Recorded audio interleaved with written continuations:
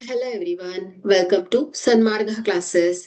ಚತುರ್ಭುಜಗಳು ಅಧ್ಯಾಯದ 9ನೇ ಪ್ರಶ್ನೆಯನ್ನ ಗಮನಿಸಿ. ಸಮಾಂತರ ಚತುರ್ಭುಜದ ಒಂದು ಕೋನವು 90 ಡಿಗ್ರಿ ಆದರೆ ಆ ಚತುರ್ಭುಜವು ಆಯ್ಕೆ ಆಯತ, ಆಯ್ಕೆ ಬಿ ತ್ರಾಪಿಜ್ಯ, ಆಯ್ಕೆ ಸಿ ವಜ್ರಾಕೃತಿ, ಆಯ್ಕೆ ಡಿ ಪತಂಗ. ಸೊ ನೋಡಿ ಇಲ್ಲಿ ಕೋನ ಪಿ ನ 90 ಡಿಗ್ರಿ ಅಂತ ಇಟ್ಕೊಳ್ಳಿ. ಓಕೆ, ಸೊ ಒಂದು ಕೋನ 90 ಡಿಗ್ರಿ ಆಗಿದ್ರೆ ಅದರ ಎದುರಿಗಿರುವಂತಹ ಕೋನ ಅಭಿಮುಖ ಕೋನಗಳು ಸಮನಾಗತ್ತೆ. ಹಾಗಾಗಿ ಇದು ಕೂಡ 90 ಡಿಗ್ರಿ ಆಗಿರುತ್ತೆ. ಸೊ ಇಲ್ಲಿ ಪಿ ಮತ್ತು ಕ್ಯೂಗಳೇನ್ ಹೇಳಿ ಪಾರ್ಶ್ವ ಕೋನಗಳಾಗತ್ತೆ. ಪಾರ್ಶ್ವ ಕೋನಗಳ ಮೊತ್ತ ಎಷ್ಟಿರತ್ತೆ? 180 ಡಿಗ್ರಿ ಆಗಿರುತ್ತೆ. ಸೊ ಹಾಗಾಗಿ ಈ ಕೋನ ಏನಿರ್ಬೇಕು? 90 ಡಿಗ್ರಿನೇ ಆಗಿರ್ಬೇಕು. ಸೊ ಹಾಗಾದ್ರೆ ಕ್ಯೂಗೆ ಅಭಿಮುಖವಾಗಿರೋ ಕೋನ ಎಸ್, ಇದು ಕೂಡ 90 ಡಿಗ್ರಿ ಆಗುತ್ತೆ. ಅಂದ್ರೆ ಎಲ್ಲ ಕೋನ ಎಷ್ಟು ಬಂತು? 90 ಡಿಗ್ರಿ ಬಂತು ಅಲ್ವಾ?